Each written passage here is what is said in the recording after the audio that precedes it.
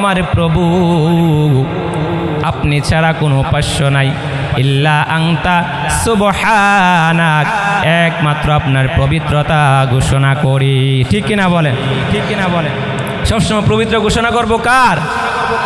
তুমি বাঁচাও, তুমি মারো, অবিরত ক্ষমা করো। তুমি বাঁচাও, তুমি মারো, অবিরত ক্ষমা করো। ধরার যে জন তাকেই ধরো, ধরার যে জন তাকেই ধরো।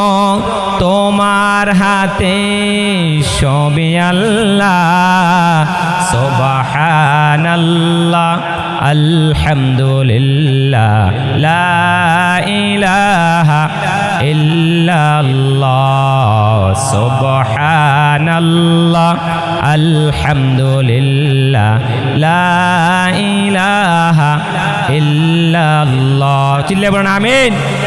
ইউনূস আলাইহিস সালাম যখন মাছের পেটে আটকে গেলেন, তিনি আল্লাহর কাছে দোয়া চাইলেন, লা ইলাহা ইল্লা আনতা সুবহানাকা ইন্নী কুনতু মিনাজ জালিমিন। হে আমার রব, লা ইলাহা ইল্লা আনতা, আপনি ছাড়া কোনো উপাস্য নাই।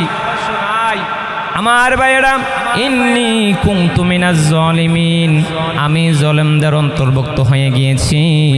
রাব্বুল আলামিন, আপনি আমাকে সাহায্য করুন। সুবহানাল্লাহ পড়েন। তার মানে আমরা যদি বিপদে পড়ি তাহলে দোয়াটা পড়ব তো ইনশাআল্লাহ। ঠিক কিনা? পড়ব তো ইনশাআল্লাহ। আমাদের গ্রামে দেখা গেছে মানুষগুলা যখন ঝড় তুফান হয় তখন এই দোয়াটা পড়ে। ঠিক কিনা? ঠিক দেখবেন কেউ গাছের দইরা, কেউ ঘরের ভিতরে থাইকা পড়ে, যখন আসমানে ঠেড়া মারে, ঠেড়া নিয়ে বলে আপনাদের এদিকে, তো মানুষ এই দোয়াটা পড়ে। ঠিক কিনা বলেন? আমার ভাইয়েরা, আপনি ঘরে আছেন, আপনি রাস্তায় আছেন, যেভাবে বিপদে থাকেন, যদি অফিসে থাকেন বিপদে পড়ে গেছেন, যদি কোনো বড় মহা বিপদে পড়ে গেছেন, আর সাথে সাথে যদি দোয়াটা পড়তে পারেন, আপনাকে আমাকে রক্ষা করবেন তিনি কে? আরো জোরে বলুন, তিনি কে? আল্লাহ। কত সুন্দর আল্লাহ আমাদেরকে শিখিয়ে দিয়েছেন। এই আয়াতগুলো কোরআনে আছে না নাই? আমরা আজকে বুঝি না। ঠিক কিনা বলেন? ঠিক কিনা বলেন?